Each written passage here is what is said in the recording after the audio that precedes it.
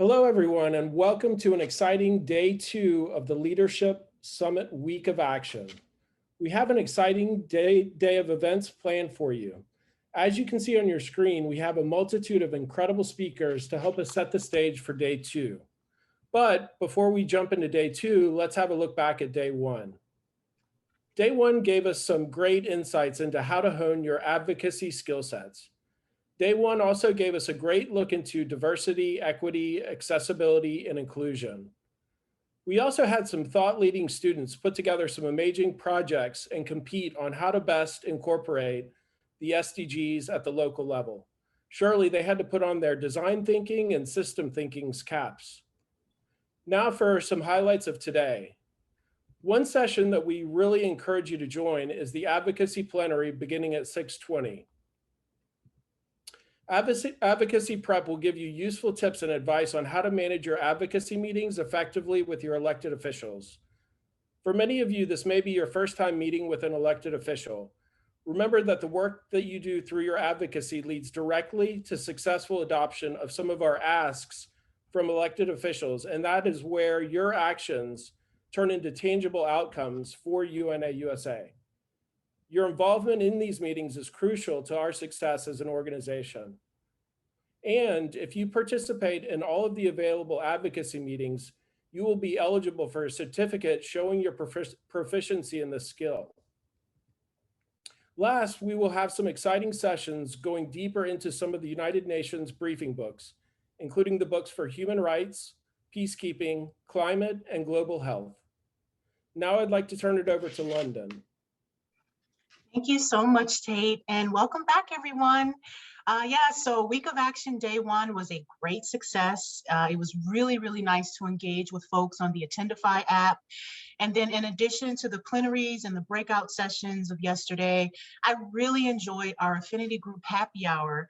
I had a chance to meet some wonderful members during our UNA Women Affinity Group breakout, and we've already began talking about ways we can collaborate. So we would also like to truly thank Colgate Bright Smiles, Bright Futures for serving as the 2021 Week of Action signature sponsor. And I'm very pleased to introduce Donna Michelle Fields, Director of Operation and Community Affairs, Bright Smiles, Bright Futures for Colgate. Donna, welcome. Thank you, London. Yes, we are so excited to be a partner in action with UNA USA. We are so excited about that. As you know, for 30 years, Colgate Bright Smiles, Bright Futures has been delivering positive oral care messages to children and families on how to maintain a healthy smile. We've also now are looking at, as we continue to move forward on the Bright Futures part of Bright Smiles, Bright Futures, we're looking at our overall health and well-being. To date, we have reached 1.3 billion children and families worldwide with this kind of positive oral health education. And we're looking forward to partnering with you on the ground here in the United States to bring more of that information and education and tools on how children and families can maintain a healthy smile. So thank you so much. Enjoy your conference. And again, thank you for the opportunity.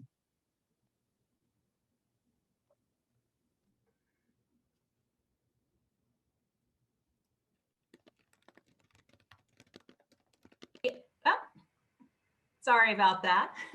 Thank you, Ms. Fields, once again for your remarks and for the tireless work that Colgate Bright Smiles, Bright Futures is doing around the world. We really appreciate your support of our Week of Action, and we look forward to our future partnerships. So thank you. Now, one of the people most responsible for making sure that Congress and the administration understand why it's in America's best interest to support the UN and its agencies is Peter Yo. Peter is the president of the Better World Campaign and senior vice president for the United Nations Foundation. He joined UNF in 2009 after more than 20 years in senior roles at the State Department and on Capitol Hill. So he truly knows what it means to promote a strong US-UN relationship. Peter, welcome to our virtual stage. Thanks, Rachel. Thanks for having me. I appreciate it. And I really appreciate the kind introduction. And honestly, what a pleasure it is to participate in this year's Week of Action.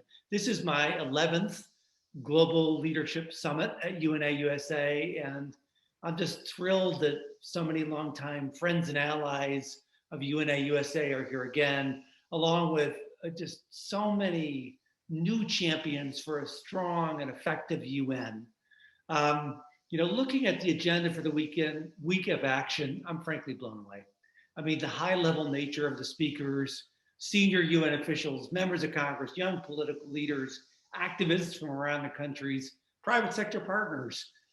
Honestly, it shows that UNA USA has become the place to gather, to learn about, and to advocate for a strong US-UN relationship. So congratulations to you all.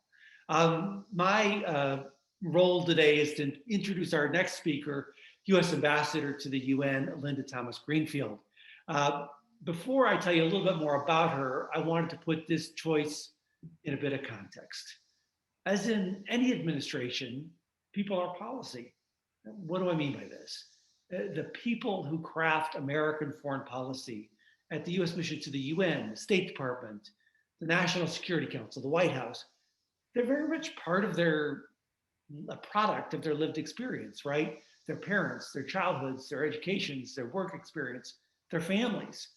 And looking at the team in the Biden administration, we have people who are fully committed to American engagement with the UN because of their personal and professional experiences at an unprecedented level. This doesn't mean that these policymakers will always decide issues the way that we'd like, but it means that they instinctively view the UN and multilateral organizations as partners or potential partners. So yeah, we've seen the US UN policy changes thus far, and you know them well. WHO re-engagement, including a major announcement last week about COVID vaccines flowing to the WHO and its COVAX facility. Funds flowing once again to the UN Relief and Works Agency and the UN Population Fund.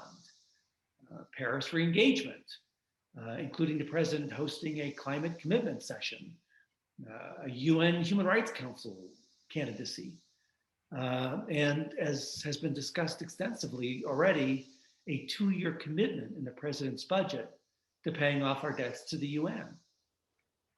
These decisions, these policies, and many more to come are very reflective of the people who are crafting American foreign policy. Tony Blinken is a committed multilateralist. He was just in Congress today supporting the UN. Wendy Sherman is Deputy Secretary of State for Policy, and her parents were in San Francisco at the founding of the UN. Brian McCune is the other Deputy Secretary. He was my negotiating partner when I was at State Department, and he worked for then Senator Biden on Foreign Relations Committee. Samantha Power, Administrator to Agency for International Development. She used to be US Ambassador to the UN. And Isabel Coleman, just announced the other day as the Deputy Administrator for Policy at the USAID, is the former US Ambassador for Management and Reform at the US Mission. So these are people that understand the UN pros and cons and are committed to making it work. Our next speaker fits that same mold. Linda Thomas-Greenfield is a transformational diplomat who understands the UN deeply and is already elevating American diplomacy in New York. Whether it's meeting with the UNFPA head just a couple of hours ago, or traveling to Ecuador last week to represent our country at the swearing in of a new president, or traveling to Turkey to discuss the continued flow of humanitarian supplies to the Syrian people, or speaking out forcefully for paying our UN dues, or fighting for enhanced global health security or the rights of girls and women, Ambassador Thomas-Greenfield has already shown her commitment to working globally and through the UN to tackle enormous global challenges. This frankly shouldn't come as a surprise. She's one of America's most experienced diplomats and is uniquely qualified to handle the broad range of global issues that come before the UN. The ambassador has an advantage of seeing the UN at work in her prior posts as a foreign service foreign service officer in Rwanda in 1994. She experienced firsthand what happens when the international community cannot stem conflict. As ambassador to Liberia, she saw the opposite, the invaluable role UN peacekeepers played in urban settings and rural villages to restore peace and security and bring an enhanced political situation. And as Assistant Secretary of State for African Affairs, she witnessed the vital role of UN peacekeepers and UN humanitarian workers throughout the entire continent. And as Director General of the US Foreign Service, she understood the importance of reform and change, which is always needed at the UN. So indeed, the US is lucky to have such an experienced hand at the tiller at the US mission to the UN, and we're lucky to have her with us today. So with no further ado, let me introduce you to the American Permanent Representative to the United Nations, Ambassador Linda Thomas Greenfield. Thank you so much for that kind introduction. I'm so honored to be here. Thank you, Peter Yo, for inviting me here today and for your tireless advocacy on behalf of the Better World Campaign, the UN Foundation, and all of us who root for the success of US-UN relations. And thank you to all the UNA USA members listening for everything you do. Your work supporting the goals of the United Nations and the principles of the UN Charter is critical to advancing peace, prosperity, and security around the world. And this week of action is particularly meaningful as we do everything we can to re-engage and show our support for multilateralism. The Biden-Harris administration is re-engaging with the world, restoring our alliances and our partnerships, and keeping American principles and the American people at the center of our foreign policy agenda. Over the past few months, you have seen how we have put those principles into action at the United Nations. COVID-19 provides a clear example, because even if we curb the pandemic at home, we won't stay safe if it's still raging abroad. That's why global initiatives like COVAX, which accelerates equity and global vaccine distribution, are so important. As part of our commitment to multilateral re-engagement, we're providing up to $4 billion in funding for COVAX. And we're donating 80 million vaccines by the end of June, working with COVAX and other partners to ensure the delivery and distribution of the vaccines is equitable and follows the science. And even as we're working to get the pandemic under control, we're also making sure we're prepared for the next one. To start, we have to enhance and reimagine our pandemic preparedness architecture and health financing capabilities. We're working closely with partners and stakeholders on specific next steps and measurable outcomes in anticipation of UNGA High Level Week. Our goal is not only to ensure greater pandemic preparedness, but also to significantly enhance transparency, accountability, and oversight going forward. As the pandemic demonstrates, and as you know better than anyone, the greatest challenges we face are often not contained within our borders. Even more important, we have to shape global solutions to ensure they are just. On climate change, for example, we know that if we don't act now, poor communities and communities of color, especially in the global South, will suffer the most. That's because unpredictable and extreme weather will make vital resources like food and water even more scarce in impoverished regions. Scarcity spurs desperation, and desperation leads to violence. What's more, so many of the world's most fragile states and regions are the very same ones that are most vulnerable to climate calamities. That's why we rejoined the Paris Agreement, join the UN Group of Friends on Climate and Security, and convene the Leaders Summit on Climate. Because even if we wanted to tackle climate change alone, we couldn't. This is a challenge we have to take on together.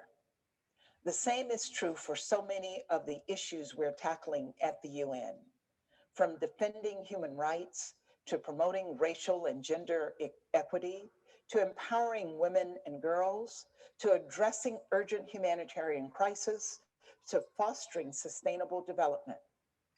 Of course, for the UN to do that work successfully, it needs to be adequately supported, both politically and financially.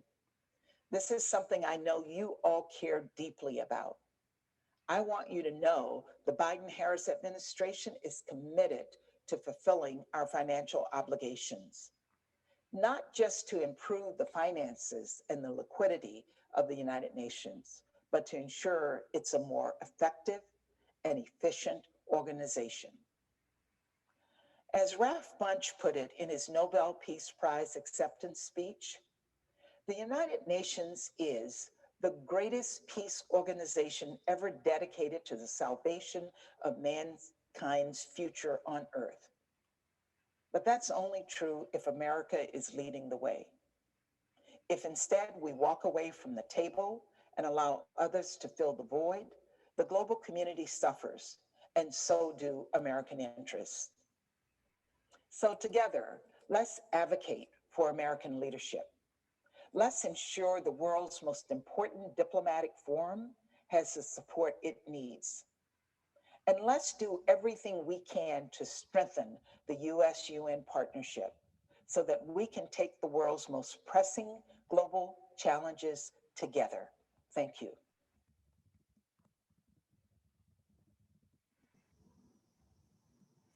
Good afternoon, and thank you for participating in the 2021 UNA USA Week of Action, Building a Better Global Future, the virtual version of our annual Leadership Summit. Many thanks, Ambassador Thomas Greenfield, for your inspiring and timely remarks and for your leadership as our representative to the United Nations. As you said earlier, you've not only hit the ground running, you are actually hitting the ground sprinting. The Trump administration was critical of the United Nations and wary of the value of multilateralism. It announced plans to quit the World Health Organization, pulled out of the UN Human Rights Council, the UN Cultural Agency, UNESCO, the Global Climate Change Accord, and the Iran nuclear deal. UNA USA members across the country were not quiet during this challenging time and participated in over 100 virtual congressional meetings to advocate for much needed UN funding and donated thousands of dollars to the COVID-19 Relief Fund. Collectively, we raised our voices against racial injustice and climate change, stood up for WHO, and encouraged people to vote. And today, we celebrate that multilateralism and diplomacy are back in America. The Biden administration recognizes that the biggest challenges facing the United States and the world are transnational in nature and must be tackled collectively through global partnerships and international organizations. UNA USA's mission of building a strong US-UN partnership has never been more critical as the US re-engages in the international community. The UN Association and its members across the country are united more than ever in their commitment to global engagement and the belief that each of us can play a part in advancing the UN's mission and achieving the Sustainable Development Goals. As the UN turned 75 last October, we celebrated the progress made through multilateral cooperation and renewed our commitment to building a more sustainable world, the future we want, and the UN we need. This reflection calls us to pay greater attention to the 2030 Development Agenda and the promotion and protection of human rights and equity for all. The UN Association has been promoting the development agenda as the blueprint for tackling global challenges and the necessary framework for building a more sustainable future.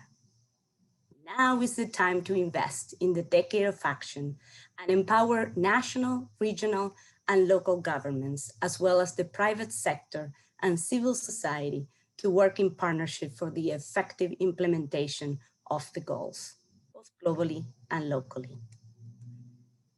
The opportunity to get involved in advancing multilateral cooperation and understanding is what prompted me to join this movement over a decade ago. Through my membership journey, I have had great opportunities for leadership development and collaborated with members and partners in advancing our mission. We are all advocates in our communities, in our own communities, and play an important role in building a more just and resilient societies. UNA USA offers many opportunities to get actively involved and make a difference. I hope you will take the most out of your participation during the Week of Action. In addition to attending meetings and training sessions, you have opportunities to connect and network with other fellow members and leaders, including tonight's regional happy hour. And as you heard earlier, if you participate throughout the week's activities, you will receive your advocate certificate. I want to thank Rachel Pittman, Farah Eck, and Emily Gianvecchio from the National Office, my National Council colleagues and committee chairs, London Bell and Tate Wimberly, for their hard work over several months to make Week of Action possible. And special thanks to our advocacy committee, along with the support of the Better World campaign. I want to encourage the appointment of advocacy leads for every chapter, both community and campus, to help us grow exponentially UNA USA advocacy impact. So, are you ready to take action during this week and decade of action? Are you ready for your voices to be heard in the next few days on Capitol Hill? Are you ready to make an impact and advance the SDGs in your communities?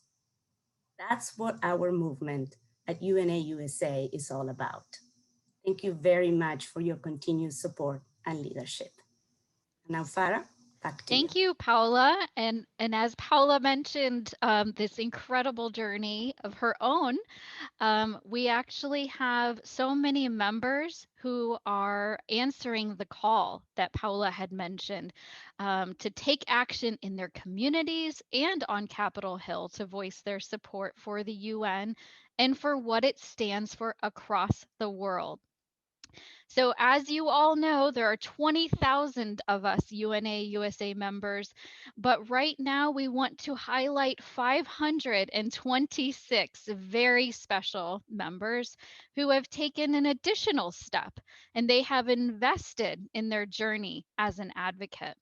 They have become a lifetime member, generously contributing their time and treasure to UNA USA to ensure that their membership, along with their support, is everlasting.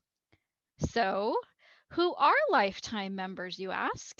As you can see on your screen, our lifetime members are diverse in every sense of the word, but the one thread that binds them is their passion for the United Nations. They know that the United Nations is a solution in a world full of challenges. They know that peacekeeping is a critical component to ensuring global stability. Lifetime members are young professionals, retired educators, stay-at-home moms and dads, C-suite executives, and everyone in between. And a few weeks ago, I reached out to lifetime members and asked them to send photos and anecdotes of their UNA USA journeys. And so we will be continuing to find meaningful ways to display and share them. Our hope is that we continue to ask each of you, in addition to our lifetime members, to recognize your various journeys as a UNA USA member, part of this movement.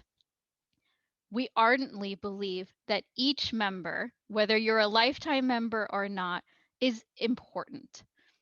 Again, we really appreciate and a big thank you to our lifetime members for all of your support.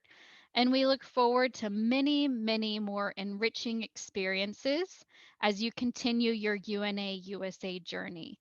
And if you are a current member and want to learn more about becoming a lifetime member, of course, you can always ask any of us or any of these folks that you see on your screen if you know them. And check out our website too at unausa.org. And so thank you for allowing us some time and space to showcase some very special members. But again, you who are attending this opening plenary for day 2 are very special members, and we're so appreciative of your support and look forward to a continued full push throughout the rest of the week, tomorrow, Tuesday, Wednesday, Thursday, and of course, our closing celebration on Friday. So at this time, I would love to welcome back Tate and London to the virtual stage.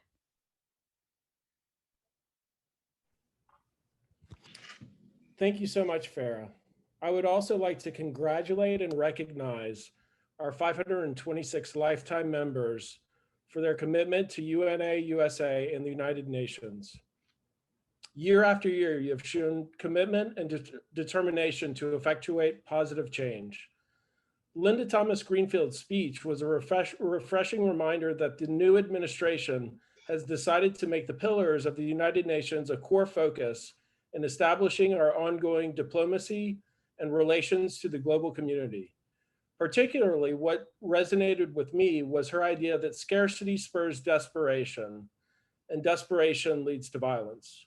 For me, this means that we have to address issues at their source and address root causes. She also reminded us that we are again at one with the international community in rejoining the Paris Climate Agreement. And of immediate concern, she also highlighted our current focus on eliminating COVID-19 through the COVAX program, which is led by the World Health Organization and the Gavi Alliance. Lastly, during the annual business meeting yesterday, we announced the UN Day theme, creating a blueprint for a better future. Surely, as Linda Thomas Greenfield mentioned, this means re-engaging with the international community with a better overall awareness of the international architecture. This also means a renewed view of how the United States relates to the rest of our peers around the world. To me, this also means being proactive in addressing global and local issues with the United Nations Sustainable Development Goals. London, I'll turn it back over to you. And thank you so much, Tate. Thank you, everyone. And we have a really exciting day ahead. And I hope that you've read the Better World Campaign's briefing book. And I was telling Tate earlier today how much I look forward to the briefing book every year. And so I hope you've read the briefing book ahead of the sessions focused on human rights, peacekeeping, climate, and global health. You can access the briefing book on the Attendify app under the Resources tab and then under Hill Meeting Resources. That is where you will also find the advocacy PowerPoint presentations from yesterday, as well as the fiscal year 2022 UN funding recommendations and talking points for our congressional meetings happening tomorrow, Wednesday, and Thursday. And then later, there's also an interactive advocacy plenary session that I encourage all of you to attend in preparation for our congressional meetings beginning tomorrow. There are also 2 following breakout sessions, the chapter leader roundtable or empower your inner activist if you're not a chapter leader. And just a heads up, that when you choose the breakout session that you want to attend, there is an option within the TV screen that says, that gives you that option to open in the Zoom app. So click on that to join your session. And then following our closing plenary will be our second optional happy hour. I had a really good time at yesterday's happy hour, and so I'm planning to be there today. And this time it will be a breakout in our 11 different regions. This will give all members an opportunity to engage with their regional representatives. And so this will be really fun. I'm looking forward to it. And if you didn't already have time to sign the petition to support full UN funding, please text advocate using the information on your screen that should be coming up now. There you go.